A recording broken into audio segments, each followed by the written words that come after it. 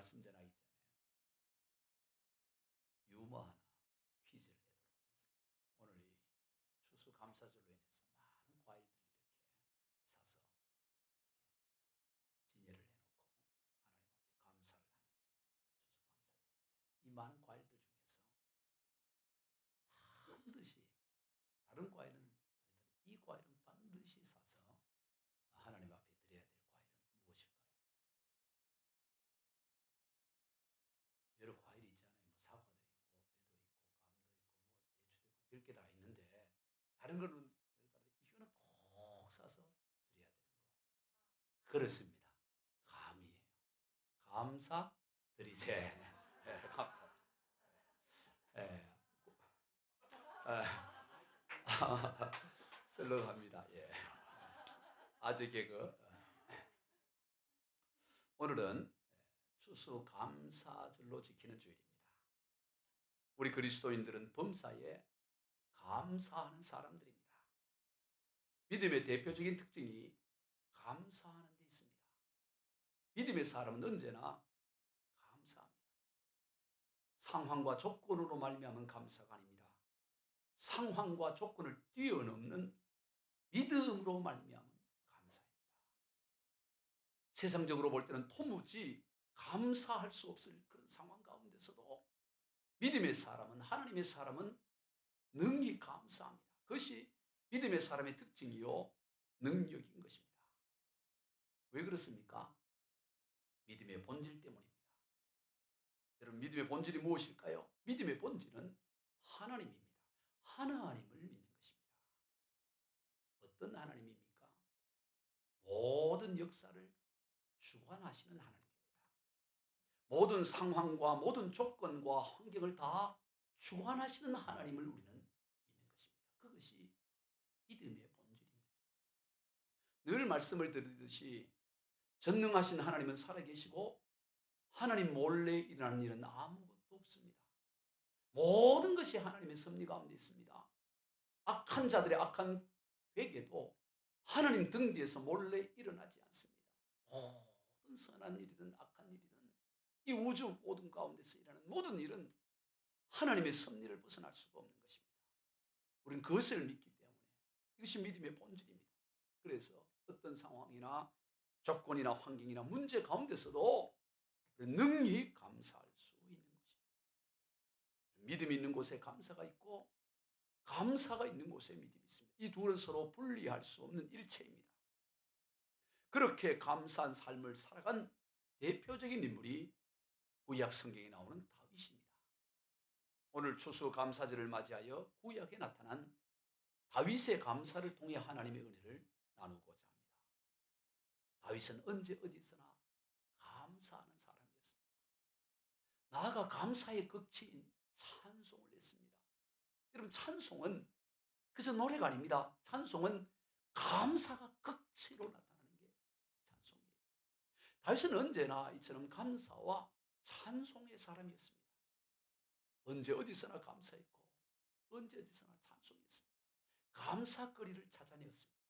여러분, 능력 중의 능력은 감사를 찾아내는 능력이에요. 감사를 찾아내는 것이 능력입니다. 감사를 우리는 숨은 그림 찾듯 찾아내어야 하는 거예요. 시편 59편의 표제는 사울이 사람을 보내어 다윗을 죽이려고 그 집을 지킨 때라고 시편 59편 표제에 붙어 있습니다. 사울이 전령을 보내어서 사람을 보내 다윗을 죽이려고 집을 지키고 있었습니다. 그 자세한 내용이 사무엘상 19장 11절 이하에 있습니다. 시작. 사울이 전령들을 다윗의 집에 보내어 그를 지키다가 아침에 그를 죽이게 하려고 한지라 다윗의 아내 미갈이 다윗에게 말하여 이르되 당신이 이 밤에 당신의 생명을 구하지 아니하면 내일에는 죽임을 당하리라 하고 미갈이 다윗을 창에 달아내리매 그가 피하여 도망하니라. 여러분, 우리가 잘 알듯이 다윗이 골리앗을 죽이고 나서 그 이후에 전쟁에 나가는 곳마다 승리의 승리를 거듭했습니다. 그러니까 백성들의 입에서는 다윗을 칭찬하는 소리가 많이 나왔죠. 그러자 사울은 불안감을 느낍니다. 저 다윗이 백성들을 등에 업고 자기를 죽이고 왕위를 찬탈하지 않을까 불안한 것입니다. 그래서 다윗을 죽이려고 창을 던지기도 하고 무방비 상태에 있는 다윗을 향해 창을 던지고, 그러나 다윗이 그걸 다 피하죠. 실패로 돌아가니까 이번에는 당근책을 씁니다. 자신의 딸 미가를 다윗에게 주어서 다윗을 사위로 삼아 놓으면 그러지 않겠지 하는 마음으로 딸을 시집 보내서 사위로 삼는 것입니다. 그런데도 이 두려움이 가시지 않는 거예요. 불안한 거예요. 그래서 이번에는 아예 그냥 다윗을 죽이려고 기다렸다가 출근할 때 그냥 기습을 해서 죽이도록 사람을 보냅니다. 그래서 문 앞에 사울 왕이 보낸 사람들이 매복을 하고 있는 거예요. 기다리고 있는 거죠. 그때 다윗이 쓴 시가 바로 시편 59편입니다. 그래서 그 표제가 사울이 사람을 보내어 다윗을 죽이려고 그 집을 지킨 때라고 이렇게 나와 있습니다. 그러니 얼마나 두렵고 불안하겠어요. 그런 상황에서 다윗은 어떤 고백과 어떤 시를 썼을까요? 우리 16절, 17절만 읽겠습니다. 나는 주의 힘을 노래하며 아침에 주의 인자하심을 높이 부르오리니 주는 나의 요새이시며 나의 환난 날의 피난처심이니이다. 나의 힘이시여 내가 주께 찬송하오리니 하나님은 나의 요새이시며 나를 긍휼히 여기시는 하나님이시니다. 여러분, 그 상황 가운데서 다윗은 하나님을 찬송하고 있습니다. 하나님을 노래하고 있어요. 아니, 자기를 죽이려고 사람을 보내서 문 앞에 지키고 있는 그 상황에서 다윗은 하나님을 찬송하고 노래하는데, 그저 노래하는 정도가 아니라 아침부터 주의 인자하심을 높이 부르겠다라고 말하고 있습니다. 나는 주의 힘을 노래하며 아침에 주의 인자하심을 높이 부르오리니. 객관적으로 노래와 찬송이 나올 상황이 아니죠. 감사의 극치인 찬송이 나올 수가 없습니다. 그런데도 다윗은 그런 상황 가운데서 하나님을 찬양하고 있다라는 것. 이것이야말로 다윗의 능력입니다. 다윗이 골리앗을 때려잡는 것도 능력이지만 그보다 더 위대한 능력은 이 어려움 가운데서 자기를 죽이려고 자기 집 문 앞에 지키고 있는 그 가운데서도 하나님을 찬송하는 능력은 골리앗 100명을 죽이는 것보다 더 능력 중에 하늘의 능력입니다. 여러분, 어떻게 다윗이 이런 능력을 가질 수 있을까요? 바로 상황 가운데 거하시는 하나님을 믿었기 때문에, 상황 가운데 거하시는 하나님을 찾았기 때문에요. 아무리 상황이 어렵더라도 하나님이 없는 것이 아니라는 것을 그는 믿었던 것입니다. 어려운 상황임에도 불구하고 하나님 여전히 그의 요새요 피난처이심을 믿었습니다. 그러기에 자신의 죽고 사는 것이 사울 왕에 달려있는 것이 아니라 요새요 피난처이신 하나님께 달려있음을 믿었던 것이에요. 여러분, 이것이 참으로 우리의 능력이 되어야 합니다. 성도 여러분, 누가 여러분을 죽이기 위해 집 문 앞에 기다리고 있다고 생각해요. 예배 끝나고 나면 저 밑에 1층에서 팔을 품고 있다가 찌르려고 몇 사람이 다 기다리고 있다고. 지금 예배 설교가 귀에 들어오겠어요? 아무 생각이 죽이는 정도가 아니라, 그 정도는 아니더라도 누가 여러분 빚쟁이가 빚 받으려고 저 밖에서 기다리고 있다면 여러분 집 문 앞에서 빚쟁이가 막 기다리고 있다면 집에 가고 싶겠어요? 얼마나 불안하겠어요? 그런데 지금 다윗은 왕이 보낸 자들이 죽이려고 기다리고 있는 상황. 그런데 그 상황에서 다윗이 하나님을 찬양하고 노래하고 있다는 거예요. 여러분, 이게 위대한 능력이고 하늘의 능력이에요. 시편 57편을 보면 또 다윗이 사울 왕을 피해 굴에 있던 그때에 쓴 시입니다. 여러분, 말이 좋아서 굴이지 사람이 기거할 만한 곳이 못 돼요. 그것도 며칠 한 달간 동굴 체험 이런 거라 그러면 기간이 있으니까 그러겠지만 기약이 없는 동굴 생활입니다. 그러니 얼마나 답답하겠어요. 쫓기는 신세입니다. 만약 발각이 된다면 그야말로 도관에 든 쥐와 같은 꼴이 되는 것이죠. 그러니 얼마나 불안했겠습니까? 무슨 바스락거리는 소리만 나도 자신을 잡으러 온 사울의 군대가 아닐까 하고 신경이 곤두섰을 거예요. 여러분, 보통 그런 데서 시간 보내면 다 위가 탈날 거예요. 신경 위산이 너무 과다 봅니다. 신경과민 걸리고 정말 사람이 꼴이 아닐 겁니다. 그런 상황이. 근데 그런 상황에서 다윗이 어떤 고백을 하냐 이 말이에요. 시편 97편 다윗이 사울을 피하여 굴에 있던 때, 자 1절부터 읽어봅니다. 하나님이여 내게 은혜를 베푸소서. 내게 은혜를 베푸소서. 내 영혼이 주께로 피하되 주의 날개 그늘 아래서 이 재앙들이 지나가기를 피하리이다. 동굴 속에서 피하기를 하는 게 아니에요. 나는 지금 동굴 속에서 굴 속에서 지금 숨어 지내지만 주님의 날개 그늘 아래서 나는 이 재앙이 피나가기를 원합니다. 2절 내가 지존하신 하나님께 부르짖으며 곧 나를 위하여 모든 것을 이루신 하나님께로다. 7절 하나님이여 내 마음이 확정되었고 내 마음이 확정되었사오니 내가 노래하고 내가 찬송하리이다. 내 영광과 깰지어다. 비파야 수금아 깰지어다. 내가 새벽을 깨우리로다. 주여 내가 만민 중에서 주께 감사하며 문나라 중에서 주를 찬송하리이다. 무릇 주의 인자는 커서 하늘에 미치고 주의 진리는 궁창에 일어나이다. 하나님이여 주는 하늘 위에 높이 들리시며 주의 영광이 온 세계 위에 높아지기를 원하나이다. 여러분 이 시를 쓸 때 동굴 속에서 굴 속에서 도망자의 신분에서 이 시를 썼다는 게 느껴져요. 눈을 씻고 찾아봐도 느껴지지 않아요.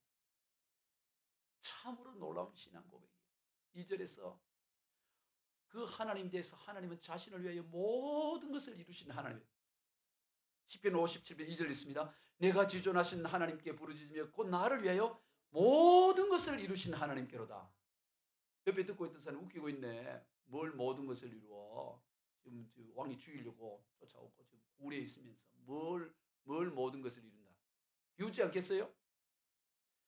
다윗이 마음을 확정하고 확정합니다. 시편 57편 7절 하나님이여 내 마음이 확정되었고 내 마음이 확정되었사오니 내가 노래하고 내가 찬송하리로다.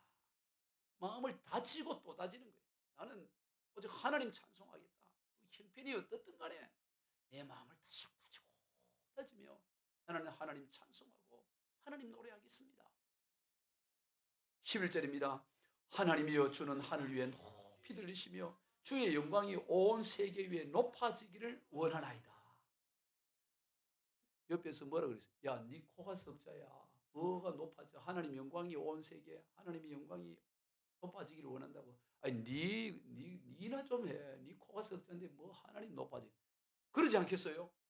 그런데 다윗은 그의 소원이 하나님의 주는 하늘 위에 높이 들리시며 주의 영광이 온 세계 위에 높아지기 원합니다. 그게 내 소원입니다 하면서 시편 57편을 마무리해요. 여러분 이것이 다윗의 능력. 따라해봅시다. 감사와 찬송이 능력입니다. 아멘. 감사와 찬송이 능력인데 보통 능력이 아니에요. 하늘의 능력이 하늘의 능력이 어디에 있느냐? 감사와 찬송의 능력. 여러분 누가 여러분에게 능력을 보여달라? 하나님 앞에 찬송하고 감사, 그게 능력 중에 능력입니다. 이러한 능력을 가진 자를, 이러한 감사와 찬송의 능력을 가진 자를 대적할 존재는 없어요. 그럼 다니엘 보세요. 우리가 너무 잘 아는 다니엘서 6장 10절입니다. 다니엘이 이 조서에 왕의 도장이 찍힌 것을 알고도 자기 집에 돌아가서는 윗방에 올라가 예루살렘으로 향한 창문을 열고 전에 하던 대로 하루에 3번씩 무릎을 꿇고 기도하며 그의 하나님께 감사하였더라. 뭘 감사할 게 있어요? 지금 이 기도 끝나면 바로 굶주린, 여러 날 굶주린 사자굴에 던져져서 갈기갈기 다 찢겨 죽는 그 죽음이 기다리고 있는데 대적들이 지금 기도 하나 안 하나 다 지켜보고 있고, 그런데 다윗은 예루살렘을 향해 손을 들고 하나님 앞에 감사 기도를 드립니다. 기도하며 그의 하나님께 감사해. 무엇이 감사할 게 있습니까? 도대체 다니엘은 무엇을 그 순간에 감사했을까?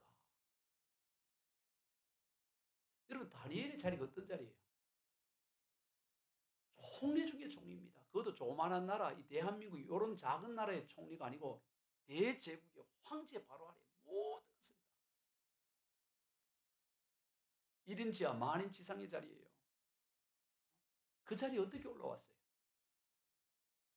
포로로 잡혀와서 그래 있을 수 없는 하나님 역사 가운데 올라왔는데 지금 기도 한번 한다고 해서 사자굴에 던져질 그 형편에서 뭘 감사할 게 있어요? 저도 잘 몰라요. 여러분 아세요? 다니엘이 그때 뭘 감사했는지. 여러분 같으면 여러분 다니엘을 그러면 사자굴이 이제 굶주린 사람이 막 사지 다 뜯어지는데 뭘 감사해 하나님 앞에 지금 뭘 감사해. 모함을 받고 이러는. 다니엘이 뭘 감사했을까? 그것은 나중에 천국 가서 제가 다니엘 형님 만나 뵙고 그때 형님 뭘 그래 감사했습니까? 이건 직접 그때 한번 물어봐야 알아. 지금은 알 수 없어. 그러나 추정은 할 수 있어. 추정은. 다니엘이 뭘 그렇게 감사했을까? 추정은 할 수 있어요. 그게 뭘까요? 지금까지 베풀어 주신 하나님, 지금까지 베풀어 주신 은혜를 생각하니까 감사할 수밖에 없어요. 포로 나라가 망해서 포로로 1차 포로로 잡혀왔잖아요. 포로로 잡혀와서 밑바닥 인생에 될 그가 최고의 총리의 자리, 그리고 조국 이스라엘 멸망시켰던 바벨론이 망해는 그 페르시아, 거기서도 여전히 또 그 자리를 지켰어요. 이거는 뭐 하나님이 함께하지 않으면 있을 수가 없는 거, 있을 수 없어. 그리고 우리나라에서, 저 동남아에서 오신 분들이 우리나라 와가지고 귀화를 해서 구급 공무원만 돼도 굉장한 거예요. 구급 공무원만 돼도. 국내에서 다 잘하고 대학 가도 구급 공무원이 어려운데 몇백 대 1인데 저 한국말도 뜨듬뜨듬 하는 사람이 와서 귀화돼서 구급 공무원 돼도 이게 엄청난 건데 최고의 자리에 올랐다. 요즘 시대도 아니고 이 수천 년 시대. 돌아보니 은혜의 거예요. 은혜. 감사밖에 할 수 없어. 지금까지 지내온 것 주의 크신 은혜입니다. 이게 첫 번째 감사였겠죠. 또 그리고 지금 그 하나님으로 인해, 그 하나님을 믿는 것으로 인해 내가 그 신앙 버리지 않고 이렇게 사자굴에서 찢겨 죽는 이것을 내가 담담히 받아들일 수 있는 믿음, 이게 감사한 거예요. 내가 세상과 짝하지 않고 내가 순교의 길을 걸어갈 수 있다니. 지켜 주는 건 고통스럽겠지만 내 신앙 내 믿음 지킬 수 있는 은혜 주신 것 생각하니 그러니 감사해요. 지금까지 지켜주신 은혜 감사하고 지금 또 이 믿음을 지켜주시니 감사합니다. 그 외에 뭐 감사할 게 있어요? 얼마든지 추정할 수 있는 거 아니겠습니까? 그렇게 감사하고 찬송하는 다니엘을 누가 감당할 수 있겠어요? 굶주린 사자들도 감당을 못한 거야. 그런 다니엘이 사자굴에 던져졌는데 사자가 깜짝 놀래가지고 입이 뚝 묶여버려요. 입이 한 벌리죠. 사자가 지금 배고파 죽겠는데. 여러분, 감사와 찬송의 사람을 이길 대적이 없습니다. 감사하고 찬송하는 사람을 이길 수 있는 세상에 그런 존재는 없어요. 감사와 찬송은 능력 중의 능력입니다. 그러므로 어떤 상황 가운데서도 우리는 감사거리를 찾아야 돼요. 찬송거리를 찾아야 됩니다. 그리고 얼마든지 있어요. 얼마든지 감사거리 찾아냅니다. 인간적인 심정으로 생각할 때 다 키운 아들, 19살 한 아들, 24살 한 아들, 아주 신실하고 믿음 지키고 자기가 다니는 학교뿐만 아니라 주변에 순천에 있는 여러 기도학교들 연합회를 만들고 거기 회장이 되고 호위에 생명 걸었던 그 두 아들을 같은 날 한 달 난시에 폭도들에 의해서 총살을 당해 죽임을 당했는데 거기에 뭔 감사할 게 있고 있어? 다 키운 아들, 생태 같은 아들이 지금 죽어서 자기 앞에 놓여 장례를 치르는데 뭐 감사할 게 뭐가 그거 있겠어요? 거기서 무슨 숨은 그림 찾기 하듯이 감사거리 찾을 게 그거 뭐가 있을 것 같았어요? 그런데 거기서도 9가지의 감사거리를 찾는, 생태 같은 아들을 지금 떠나보내면서 장례를 치르면서 9가지 감사. 우리 손양원 목사님 막내딸 우리 함께 예배를 얼마나 많이 드렸어요. 이 추수 감사절 때마다 늘 자주 우리가 듣는 이야기지만 들을 때마다 감동돼. 읽을 때마다 감동이 이 감사. 그 40대 젊은 우리 손 목사님 40 중반이었습니다. 그럴 때 어떻게 그래 할 수 있을까? 생태 같은 아들이 죽어서 지금 누워있는. 저는 지금 50 중반 60을 향해 가도 이게 쉽지 않겠다. 40 중반. 손 목사님이 48세, 우리 나이로 48세 1950년에 공산당에 의해서 순교하고 그 2년 전에 48년에 두 아들이 죽었어요. 그리고 우리 나이는 46살, 저보다 10살 아래라고 제 나이를 밝히게 됐어요. 아니 46살 난 그 목사님이 그 생때 같은 아들 19살, 24살 난 아들이 죽어 지금 누워 있는데 뭘 감사를 찾을 수 있을까? 우리 한번 그 나의 9가지 감사 한번 같이 한번 읽어봐요. 시작. 첫째, 나 같은 죄인의 혈통에서 순교의 자식들이 나오게 하셨으니 하나님께 감사합니다. 둘째, 허다한 많은 성도 중에 어찌 이런 보배들을 주께서 하필 내게 맡겨주셨는지 그 점 또한 주님께 감사합니다. 셋째, 삼남 삼녀 중에서도 가장 아름다운 두 아들 장자와 차자를 바치게 된 나의 축복을 하나님께 감사합니다. 넷째, 한 아들의 순교도 귀하거늘 하물며 두 아들이 함께 순교했으니 더욱 감사합니다. 다섯째, 예수 믿다가 누워 죽는 것도 큰 복이라 하거늘 하물며 전도하다 총살 순교했으니 더욱 감사합니다.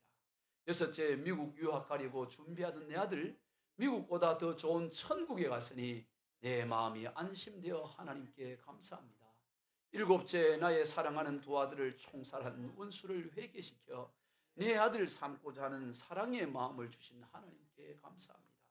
여덟째, 내 두 아들 순교로 말미암아 무수한 천국의 아들들이 생길 것이니 믿어지니 우리 하나님께 감사합니다. 아홉째, 이 같은 역경 중에서 이상 8가지 진리와 하나님의 사랑을 찾는 기쁜 마음, 여유 있는 믿음 주신 우리 주 예수 그리스도께 감사합니다. 은혜예요.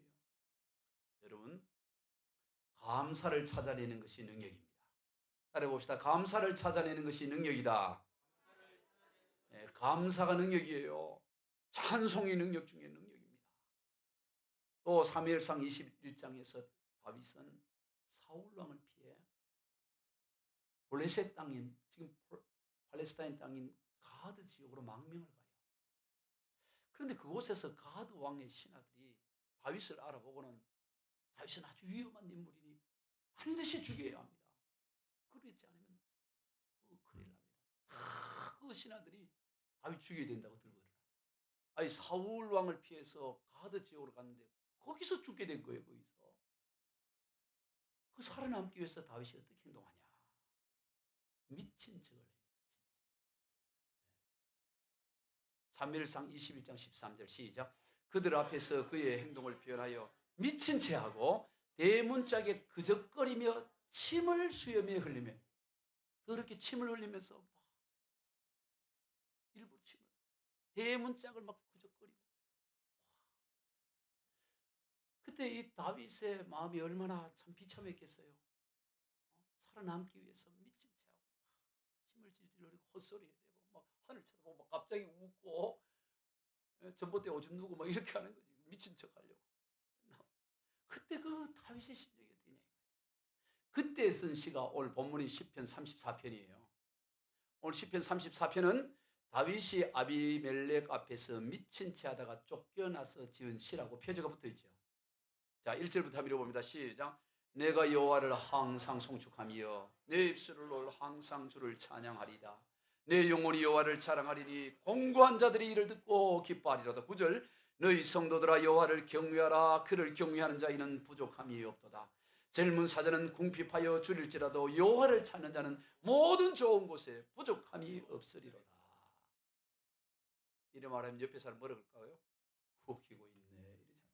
웃기고 있네. 1절에서 내가 여호와를 항상 송축하며 내 입술로 항상 주를 항상을 두 번이나 얘기해요.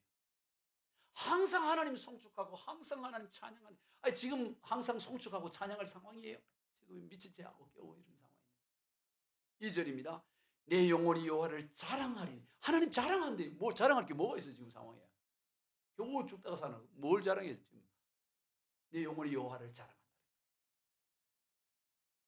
9절 10절입니다. 너희 성도들의 여호와를 경외하라. 그를 경외하는 자는 부족함이 없도다. 젊은 사자는 궁핍하여 줄일지라도 여호와를 찾는 자는 모든 좋은 곳에 부족함이 없어요. 자, 또 하나님을 찾는. 누가 보더라도 천지가 다 부족한데, 부족한 게 하나도 없어 보이는데, 부족함이 없다고 노래하는 거예요. 여러분, 감사와 찬양은 결단의 영역이에요. 선택의 영역입니다. 조건이나 환경으로 말미암은 것이 아닙니다. 선택하는 것이고 결단하는 거예요. 감사하기로, 찬송하기로 선택하고 결단하는 것입니다. 우리가 앞서 살펴본 시편 57편에서 다윗이 굴에 있을 때 마음을 다지고 또 다지잖아요. 한번 다시 읽어봅니다. 시편 57편 7절, 하나님이여 내 마음이 확정되었고 내 마음이 확정되었사오니 내가 노래하고 내가 찬송하리라. 아니, 확정 한 번만 하면 되지 뭘 두 번이나 해요. 왜요? 지금 상황을 보면 이게 마음이 무너져 내린다니까. 마음을 다시 다지고 또 다지는 거예요. 어떤 일이 있어도 내 입에 불평 원망하지 않고 나는 하나님 찬송하고 또 찬송하기로 마음을 다지고 또 다집니다. 확정하고 또 확정합니다. 감사와 찬송은 결단과 선택에 달려있는 것입니다. 충분히 이해가 되기 때문에 비로소 감사하고 찬송하는 게 아니에요.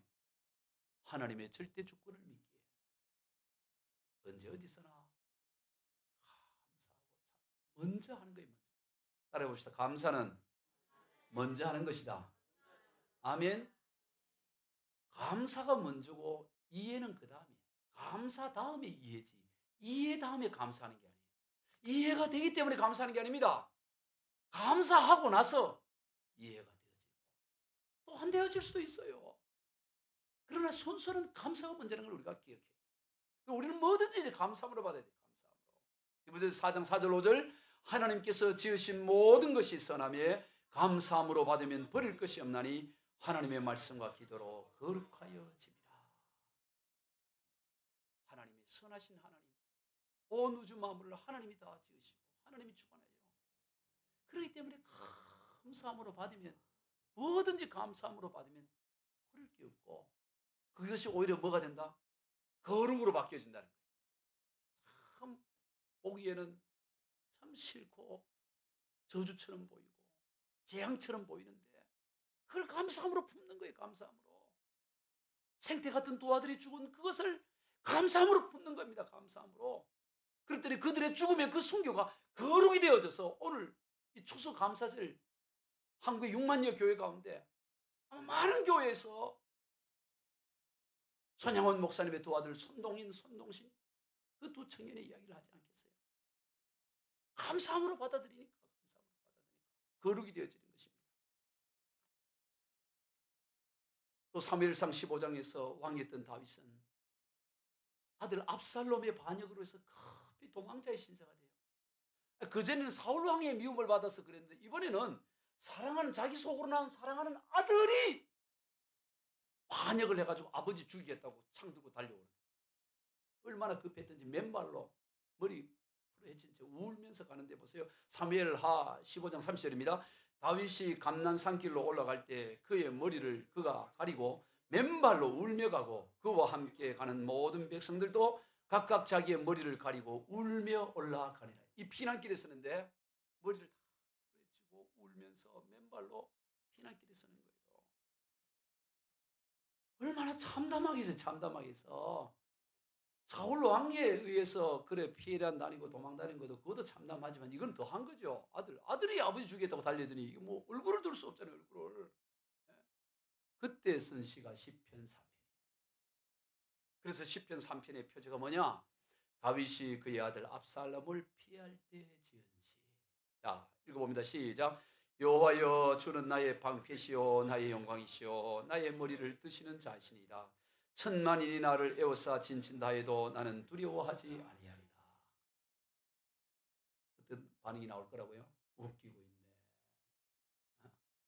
무슨 여호와가 방패고 영광이고 머리를 들어. 네가 지금 머리 들 때야. 지금 부끄러움을 몰라? 네 아들이 지금 너를 죽이겠다고 달려들어서 맨발로 머리 풀어헤치고 울며 가는 주제에 무슨 하나님이 방패고 하나님이 영광이고 하나님이 너의 머리를 뜨는 자냐? 이렇게 할 수 있다. 6절도 마찬가지입니다. 천만인이 나를 에워싸 진친다 해도 나는 두려워하지 않아. 천만인, 아니 한 사람, 네 아들 하나도 지금 네 감당을 못하면서 뭐 천만인 얘기. 여러분, 객관적인 상황을 보면 도무지 이해가 되지 않는 고백이요 노래예요. 이해가 되기 때문에 하는 게 아닙니다. 그러나 그의 고백과 감사와 찬송은 결국 선하신 하나님의 뜻을 이루는 것을 보게 돼요. 거룩으로 바뀌어집니다. 여러분, 압살롬의 반역은 다윗이 불의한 방법으로 밧세바를 취하고 또 그를 숨기기 위해 교묘한 방법으로 밧세바의 남편인 우리아를 죽인 것에 기인한 거죠. 이것에 대해 하나님의 징계와 심판이었던 것입니다. 그러니 아들을 원망하거나 또 아들 편에 선 자기의 신하들을 배신자라고 하면서 원망할 게 없어요. 다 다윗 자신의 잘못으로 말미암아 기인한 것입니다. 그래 누구를 원망하고 미워할 것이 없어요. 다 선하신 하나님의 섭리 가운데. 만약 다윗이 그 압살롬을 막 원망하고 어떻게 네가 내한테 그럴 수 있어? 과거에 압살롬이 큰 죄를 지은 적이 있거든요. 제일 그냥 암놈을 이복형을 죽이는 일을 했었거든요. 그래 살려줬는데 네가 나를 또 자기 충성 맹세했던 신하들이 다 압살롬에 붙어갔어요. 잠이 안 오지 잠이. 속에 분통이 터져가지고 견딜 수 없을 거 아니에요. 견딜. 그럼 끝나버리는 거지 다윗은. 그것은 끝이야. 그런데 다윗은 그걸 감사함으로 받아. 그 가운데 하나님 앞에 찬송을 합니다. 찬양을 하니까 하나님의 징계와 심판을 받아들이며 감사했더니 하나님이 그를 다시 회복시켜 주시는 거예요. 위대한 왕으로 다시 세워준다 이 말이에요. 성도 여러분, 이 감사라는 것은 불행을 끊어버리는 역할을 해요. 감사는 저주를 끊어버리는 역할을 합니다. 그러면 우리는 언제나 감사해야 됩니다. 감사하는 곳에 불행이 멈추어지고 끊어지는 역사가 일어납니다. 그래서 감사와 찬송은 마치 물이 새는 지붕에 방수 작업을 하는 것과 같아요. 이거는 제가 특허를 내도 되는 말이에요.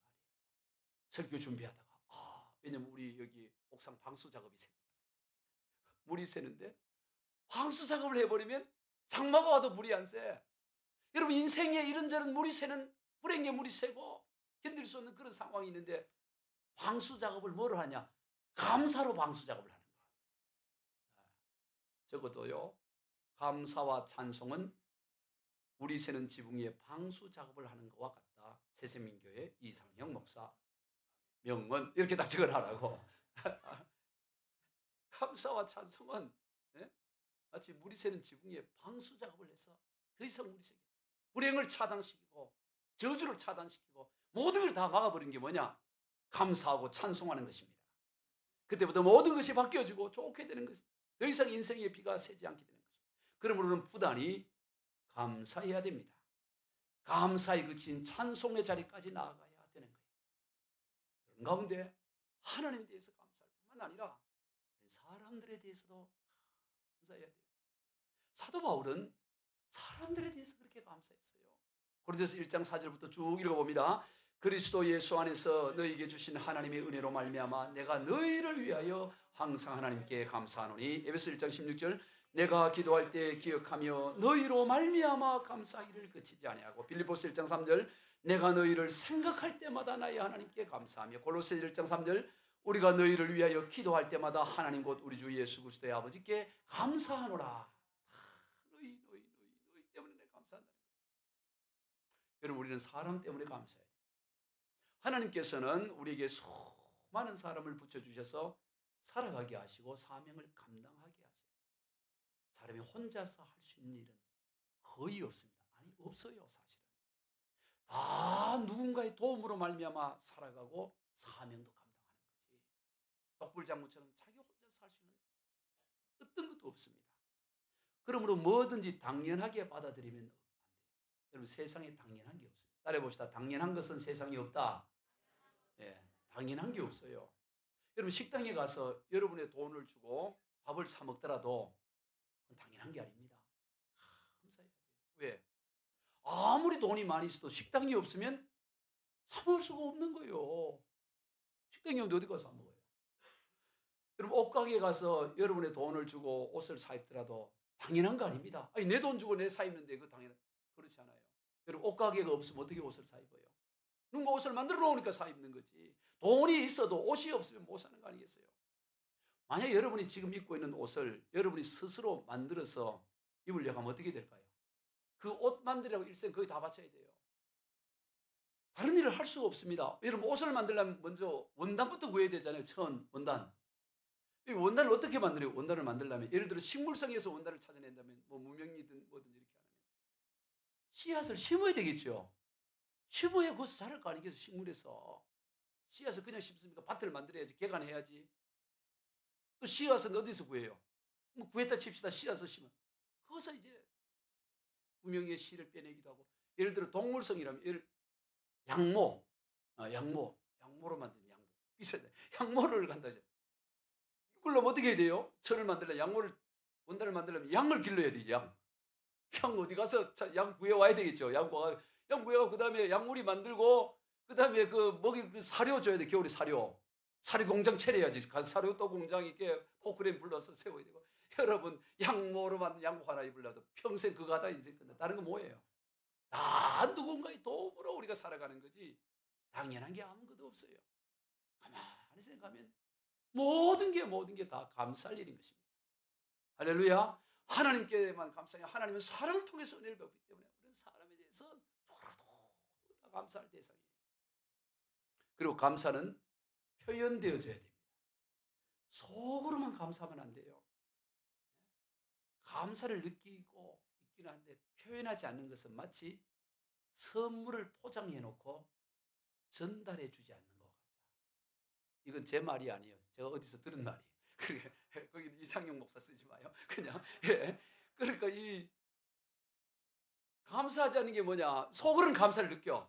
근데 감사를 표현하지 않아. 이건 뭐냐면 선물을 잔뜩 만들어 놓고 포장까지 해놓고 정작 주지를 않는 거야. 그거 같은 거예요. 아니 선물을 만들었으면 줘야지. 포장을 했으면 전달해 줘야지. 전달하지 않는 선물을 할 수 있어요. 자기 집에 쌓아놓고 그걸 선물을 할 수 있겠어요? 감사도 마찬가지입니다. 표현하지 않는 감사는 감사가 아닌 것입니다. 누가복음 17장을 보면 예수님께서 어떤 마을에 들어가시다가 나병 환자 10명이 큰 소리로 멀리서 왜 가까이 갈 수 없어요? 율법에 따라. 예수 선생이여 우리를 불쌍히 여기달라고 막 소리칠 때 예수님께서 그들에게 가서 제사장에게 너희 몸을 보여라. 그걸 믿고 저들이 제사장을 찾아가다가 도중에 나병이 떠나고 치유가 돼. 그랬더니 그 가운데 한 사람이 막 소리를 지르며 와 우리 몸이 정상이 되었다. 할렐루야 하나님 찬양하고는 누구에게로 가느냐? 예수님께로 가는 거예요. 예수님께 달려가는 거예요. 나머지 9은 안 가고 한 사람만 사마리아 사람. 그때 예수님 앞에 와서 엎드려 감사를 표현합니다. 그때 예수님이 10사람이 다 깨끗함을 받지 않았느냐? 그 9은 어디 있느냐? 이렇게 말합니다. 그러시고는 일어나 가라. 내 믿음이 너를 구원하였느니라. 이런 말씀하셔요. 보세요. 자, 나머지 9명은 예수님께 감사했을까요? 안 했을까요? 당연히 했겠지요. 그 돌아온 한 사람이나 나머지 9사람이나 감사의 깊이와 크기는 동일하죠. 똑같은 거지. 다 감사하지. 그러나 뭘 하지 않았다? 표현을 하지 않아요. 표현. 그럼 감사는 표현해야 됩니다. 마음으로 막 감사하면 느껴. 감사는 표현해야 돼. 표현했을 때 주님이 뭘 합니까? 그저 나병에서 나은 정도가 아니라 너가 이제 영원한 생명 구원함을 얻었다라는 선포를 하는 것입니다. 여러분 감사를 표현하게 되면 더 큰 감사거리가 생겨나게 돼요. 그래서 이런 얘기 여러분 많이 들어봤죠. 촛불을 보고 감사하면 하나님께서는 등불을 주시고 등불에 감사하면 달빛을 주시고 달빛에 감사하면 햇빛을 주시고 햇빛에 감사하는 자에게는 밝은 천국을 주신다. 누가 말했는지는 모르겠어요. 그런데 여러분 이런 얘기는 많이 들어봤죠? 작은 것에 감사하면 점점 더 큰 감사를 준다는 거예요.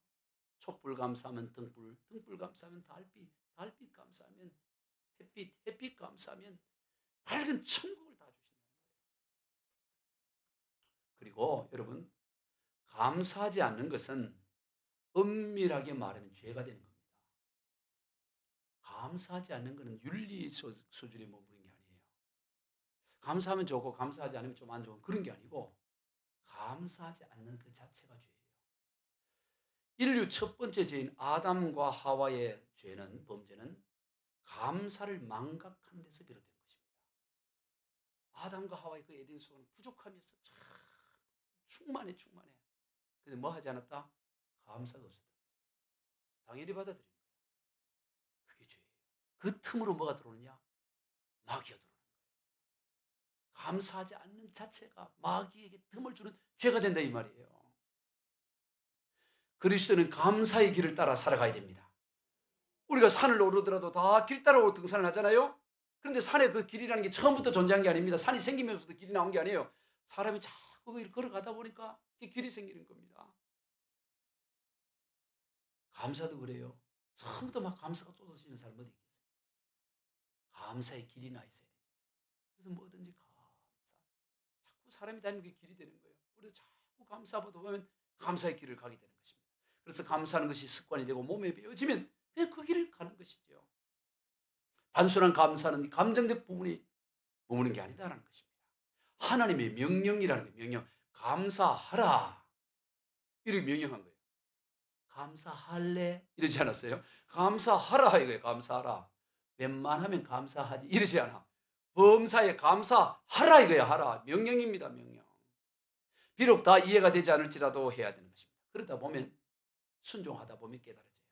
왜 감사란지 나중에 깨닫게 된다. 우리 찬양 가운데 보면 추수감사절에 말하는 게 향기로운 봄철의 감사. 그 다음에는 외로운 가을날 감사. 아니, 외로운 가을에 뭐 감사? 아니야 감사. 응답하신 기도 감사. 그거 당해야지. 그 다음에 거절하신 그것도 감사. 아픔과 기쁨도 감사. 절망 중 위로 감사. 길가의 장미꽃 감사. 장미가시도 감사. 다 감사를 다. 왜 장미꽃만 감사하지 가시 찔려 손에 피나는데 뭘 감사하냐고. 시간 지나고 마라. 네. 감사하는 겁니다. 아멘. 여러분 영어에 이 감사가 땡스 T-H-A-N-K. 그런데 이거의 어원은 think 생각하다 T-H-I. 많이 들어보셨죠? 생각하면 감사. think하면 thank가 돼. 따라봅시다. think하면 thank한다. 예, 이 같은 나오네요. 생각을 해보면 다 감사야. 생각을 해보면. 그냥 생각 안 하면 그냥 흘러가는데 생각해보면 감사야.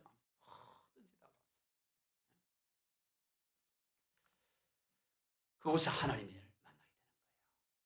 영계 수필가 있는 아이작 윌트라는 분이 이런 말을 했어요. 하나님의 주소는 두 곳에 있다. 우리 교회 주소는 주소 있잖아요. 어디? 여러분 집 주소 있는데 하나님도 주소가 있대. 잘 드러나요. 적어놔요. 주소. 하나님 주소.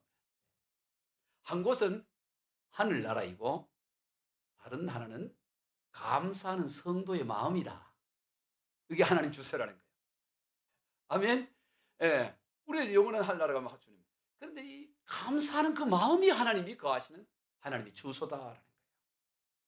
우리 모두 이 추수감사절을 맞이하여 범사에 감사하는 삶을 통해 범사에 하나님을 만나는 저와 여러분이 다 되시길 주 예수 그리스도 이름으로 축원드립니다.